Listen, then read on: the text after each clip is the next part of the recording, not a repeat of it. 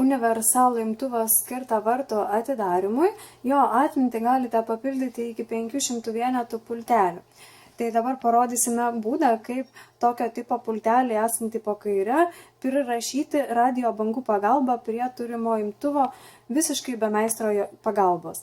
Tai turime Primatic pultelį, kuris jau yra pririštas prie imtuvo sistemos ir jisai atidaro vartus.